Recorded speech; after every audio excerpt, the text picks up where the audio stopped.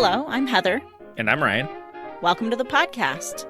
It's game night, it's sibling rivalry, it's a walk down memory lane, but most importantly, it's politics free. Guaranteed.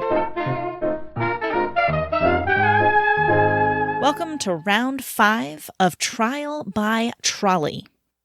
Real quick, the game instructions are the same for every episode of this game. If you're following along or this is not your first Trial by Trolley episode, skip ahead about 2.5 minutes if you don't want to listen to the whole thing again. Here's how it works. We have a set of cards. On each one is either an innocent or a guilty party.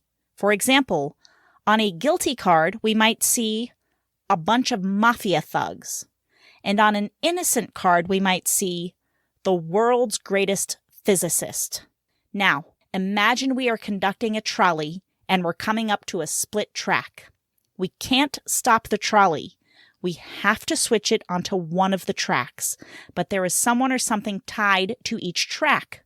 No matter which way we go, we are going to kill someone or destroy something. At first glance, the choice may seem simple. Using our example above, it would be easy for us to say, run over the mafia thugs and save the physicist. But there's a catch. And this is where we bring in the modifier cards. The modifier cards contain handy statements such as, killing them will release the 13 kids they have trapped in their basement, and would literally give you the shirt off their back. Now, if the world's greatest physicist has 13 kids trapped in their basement, and the mafia thugs would literally give you the shirt off their back, maybe the choice is no longer quite so clear. So here's what we're going to do. First, I'll read Ryan his cards, letting him know who or what is tied to each of the tracks, and he'll have to explain to me who he saves and doesn't save and why. Then we'll throw in the modifier cards and see if that doesn't change his mind at all. Then we'll switch it around and it'll be my turn. The scoring is entirely subjective. We can choose to reward or not reward each other however many points we want, and the other person just has to suck it up. Whoever scores the most points wins the ever-coveted Gloating Rights trophy. Until we play again. It should be noted that we are playing a modified version of this game because the correctly played version was too difficult for me to translate into podcast form. Also, once again, the game is called Trial by Trolley. It is sold by Skybound Games and is available at store.skybound.com. Link in the show notes. They are not a sponsor. The current running score is Ryan 38, Heather 60. You're just kicking my ass, Heather. You were very generous in the last round. I'm going to try to make up for my lack of generosity. In this round. I'm going to give you some of the dumbest answers ever. Also. Just to see if I give you points like I said. Also. I might have a lisp now. Why? Because I have Invisalign in. We're going to roll with it. I already have a lisp without Invisalign, so it'll just be two siblings lisping away. Ridiculous. Ryan, it's ridiculous. Ryan, are you ready for your cards? I am. Excellent. On track number 1, the world's most annoying sports fan. Okay. On track number 2, a shark with wings. Who do you save? Who do you kill? Why? You know what? I'm going to go with the most annoying sports fan. Because I don't think a shark with wings is like going to go out of its way to attack people. And a shark with wings is still going to be a water creature. So it'll probably just be like a flying fish, but a flying shark. Okay. And secondly, I probably will alert animal control to let them know that there is a dying winged shark on track number 2. And they should probably come rescue it and get it back in the water. As I run over the annoying sports fan. Well, I tell you what, Ryan. I love where your mind went on that. But what happens, Ryan, when we include Say it with me. The modifier cards. The modifier cards. On track number 1, the world's most annoying sports fan is secretly a deadly serial killer. Well, that's probably going to change your answer right there. I mean, what? On track number 2, a shark with wings. Their death will inspire riots across the nation. You know what to do? Let's see. Either way I go, deaths will ensue. Mm-hmm. It's just, what's going to cause the most death here? And, boy, I think I'm still going to run over the annoying sports fan. Good for you, Ryan. 57 points for you. Oh, my God. Wow, Heather, so generous. Here's the thing, right? Uh-huh. We can play the who can be more generous with the points thing, but since you always go first, you can always outdo me on the points that you give me. I know. So we're going to do something a little different today, Ryan. Oh. I'm throwing you a curveball. Uh-oh. You're going to give me my first 3 cards now. Suck it. I will give you more points than you give me. Okay, Maybe. Heather. You really want to lose this, don't you? God. Just trying to do a nice thing for my sister. I just turned my potential win of a game into a loss anyway. Let's just keep playing. I don't care. All right, Heather. Uh-huh. On track number 1, the owner of a profitable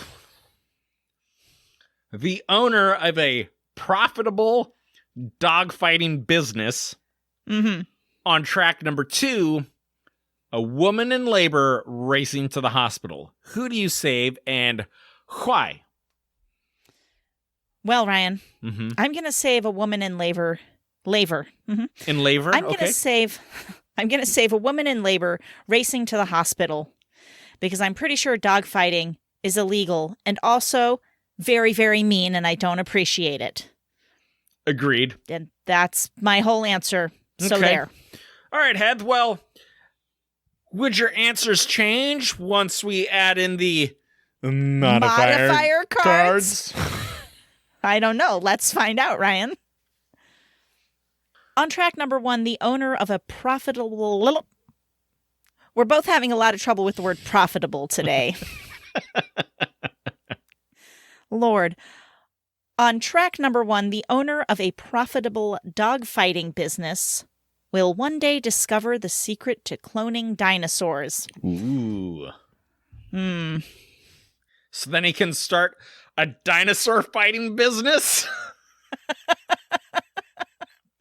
Probably.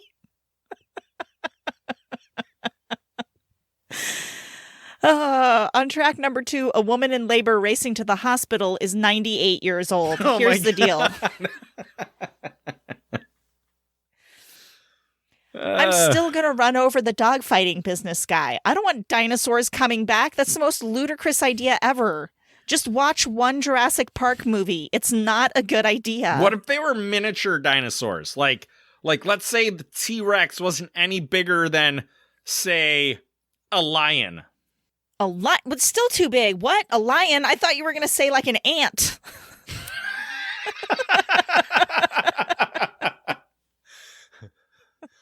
What is this, a school for ants? No, I just don't think we should be like long extinct species. I just don't know if it's a good idea to bring them back because the next thing that's going to happen is they're going to break out of the lab and destroy all existing ecosystems. And I just don't know what that looks like. I just feel like they're extinct. I'm sorry that happened, but let's let bygones be bygones. But let's save the 98-year-old pregnant lady instead. Okay, but what if, hear me out. Mm-hmm. He clones dodo birds. Okay. So I was reading this book recently. You brought it up. I'm going to talk about it. And it was explaining how an ecosystem works, right? This is so intricate and complicated. It's amazing to think about. Like every bacterium and bug and plant and the air and the everything and the all and the sun. And there's like a million different things that go together that make this continually working ecosystem. And there's ecosystems all over the planet. So I just feel like, could they set up a mini ecosystem and test it? And if it destroys it, then just go, okay, forget the whole cloning thing. Mm-hmm. But I feel like scientists will be like, you know what we should do? We should start putting our mini dinosaurs into the environment and see what happens. And then the dinosaurs eat all the lions and the remaining tigers and the people. Hell yeah. And then we're all dead. And then dinosaurs are back, baby. I mean, wait, now I'm thinking about it. No, just kidding. I want to save the 98-year-old pregnant lady that's having a baby. All right, I'm Heather. sticking with it. I'm sticking with it. I love your answer. You know what? I will award you infinity points. Fuck off. I will award you how many ever points you award me plus one. Ryan, I'm awarding myself 59 negative 100 points. Oh, you're going to give yourself 100 points? Okay. No, 100 points is fine. 100 points for you, Heather. No, I said negative 100 points. 100 points positive. Great, I'll take it. All right. Ryan, are you ready for your next card? I am ready for my next cards. Great. On track number 1, Batman issue number 1, mint condition. Ooh. On track number 2, Your Best Friend. Just want to let you know I did Google what the value of Batman issue number 1 mint condition is. Mm-hmm. The very first result was like $1.5 million. Something to think about while making your decision here. You know what? I think my bestie would understand. You're a shitty friend, Ryan. It's okay. Now, I would give some of the proceeds to his wife. Well, you know what? That is so nice of you. Now let's see what happens when we add the modifier cards. The modifier cards. On track number 1, Batman issue number 1 mint condition has undetected terminal cancer. That lowers the value, just so you know. Damn it. On track number 2, Your Best Friend is actually just one of 329 identical clones. Oh. Well, I'm definitely running over my bestie then. Why not? There's 328 more of them. But do they all have the same soul? Should we have a philosophical discussion about clones? Heather. What? Is it a hot topic? I don't know. Are clones a hot topic? I don't know. I haven't heard it talked about much in the news. Let's just assume they share a soul, Heather. Okay, fine. So what you're going to end up with is 328 best friends you didn't even know you had. But when he comes back, I'll be like, oh, fuck, hey, what's up? I thought I ran you over. And then he's going to be like, yeah, I don't forgive you. And then he's going to sue you, and you're going to lose all your millions from the Batman issue mint condition. Are you so what are we sticking with here? You're going to run your best friend over? Are we still doing that? What? He can't sue me. He can't sue me. He can sue you 328 times. Heather, the track lever was broken. I had no choice. The train did what the train did. I had no control over it. You got to pick which track you went on, and you specifically chose. Yes, I'm a witness. But he doesn't know that. What are you going to do about your witness? He doesn't know that. I'm a witness. No, you're not a witness. You're not I'm in a the witness. Oh, so you're going to... Listen, I run over my bestie, and I get us $1 million that I'm definitely sharing with you. And you're gonna rat me out, Heather? You're gonna your own blood, Heather? You're gonna rat me out? No, I didn't consider that you would share it with me. So you know what, Ryan? 27 points for you. All right, thanks. All right. And since my whole let's go in the wrong order plan was stupid, I'm just going to do your last cards. Are you all right. ready? Yes, I'm ready. Yeah, here we go. I don't know why I did that. All right, here we go. On track number 1, everyone over the age of 40. On track number 2, the world's most obnoxious fraternity. Who you going to hit with your trolley? Well, I think that's fairly easy. I'm going to go over track number 1 because then, love you, Heath. Are you literally killing everyone over the age of 40 just so you can kill me in this scenario? Is that what's happening? No, I'm kidding. I'm kidding. I would run over the fraternity, of course. I mean, how many people are in a fraternity versus how many 40-year-olds there are in the world? And it's only one fraternity. That's what I'm saying, is I would run over the fraternity because there would be less casualties.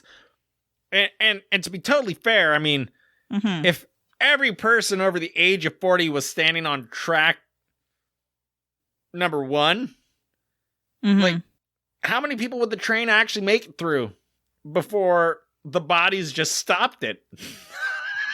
Well, we've gone over this. In this mythical land, anything and anyone that's on the track will be killed by the trolley. All right. Well, I'm going to run over the world's most annoying fraternity.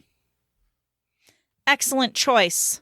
But Ryan, what happens when we add the modifier cards? The modifier cards. Sorry, I missed it.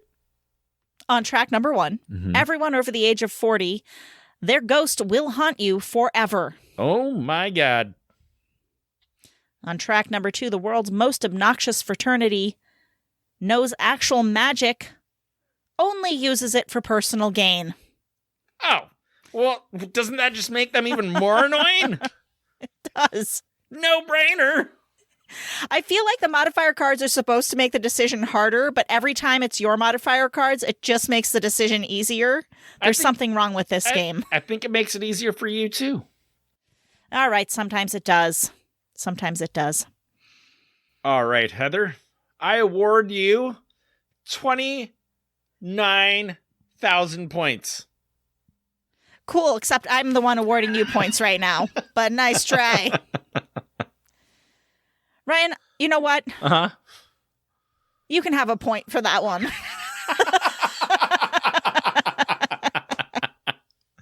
Thanks, Heather. You're welcome. I just realized all the math is getting really high numbers, and it makes me take longer to figure it out. So I had to go back lower to make my job easier over here. Good Lord. Ryan, your new running total is 123 points. Awesome. All right, hit me with my last 2 cards. Sorry, everybody. I messed this up by going in a weird order. Disappointed in you, Heather. Disappointed in you. I'm disappointed in myself, Ryan. Heather, on track number 1, every nurse on Earth. On track number 2, an award-winning middle school robotics team. Who do you save and why? You know, setting aside the outside chance that the robotics team could just, in very short order, replace all the nurses on Earth with robots, I guess I have to run over middle schoolers. Wow, Heather, that is so fucked up. I can't even believe you. It's every nurse on Earth. Every one of them. How dare you? Well, Heather, I got a question for you. Yes, Ryan. Would you change your answer if you added in these modifier cards? The modifier cards? Yeah. I don't know, Ryan. Let's find out. On track number 1, every nurse on Earth is controlled by an alien brain parasite that could enslave humanity. Oh my God. Lord. On track number 2, an award-winning middle school robotics team. Their family will sue you if hit. This is tough. I can't afford those legal fees, Ryan. I can't afford it. I can't afford to do the payout when they win. I can't afford to settle the lawsuit. Here's the thing. Mm-hmm. So far, the alien hive nurses are doing a great job. No, Heather. No, Heather, stop. It's not that they've been infected up until this point. No, they have just been infected whilst on the track. So they're going to go back and they're going to enslave humanity. Yes. The modifier card does not say that. No, Heather. Is controlled by an alien brain parasite that could enslave humanity. It's not even that it will enslave humanity. I'm going to have to take my chances at not getting sued, Ryan. I don't want to get sued. I cannot afford it. It will ruin me. By the way... Heather, can you squeeze water out of a rock? What's your point, Ryan? Listen, if you have no money, they can't get money. You could take a rock... And throw it at them? And squeeze it as hard as you can, and no water's going to come out. What if it's a sponge rock? Squeeze some pumice, Heather. Squeeze some pumice. Can you squeeze water out of pumice? Probably not, because the water's just going to leak out. But it's not. I'm just saying, water might get stuck in the pores and drip out of pumice stone, Ryan. Okay? So you would rather allow humanity to get enslaved? I'm just taking a chance. It could happen. It could also not happen. That's what the word could means. Could doesn't mean will. I'm taking a chance. A selfish chance. Okay, yes, it's a selfish chance, but I'm taking it. Hear me out. So you're going to run over all the nurses on Earth. All the nurses on Earth. You were just saying that like you didn't think I should run over all the nurses on Earth. When just a moment ago, you thought I should run over all the nurses on Earth. Oh, you're right. God, Yes. I'm all over the place with this one. Shit, really I'm just are. trying to fuck with you. You know what, Ryan? Uh-huh. I'm going to hit the award-winning middle school robotics team. Thank you. Take one for the team, Heather. No, what? Why would you do that? The nurses are going to... Heather! Oh, wait, I'm all over the place on this one. I got so confused. I don't even know what's going on. You know what? Fuck it. I'm going to stick with an award-winning middle school robotics. I am going to run them over. I'm sorry, middle schoolers. All right, I was going Heather, to run you over to begin with, and I'm still going to run you over. I can't take the chance. I'm so thoroughly confused at what just happened. Don't give me a lot of points. I do not deserve points for this. I'm going to give you 250 points. Do you think we should come back down to Earth on the next round or like at any point while we're playing this game? Nah. Oh, and I still have a third card. Okay, let's do this. It just doesn't feel good. I'm winning and it doesn't feel good. Please continue. Heather, you should feel really good. You deserve these points. Yeah, well, whatever. All right, on track number 1, a crowded Mother's Day brunch buffet. That's delicious. I know. On track number 2, a runaway stroller carrying triplets. Who do you save and why?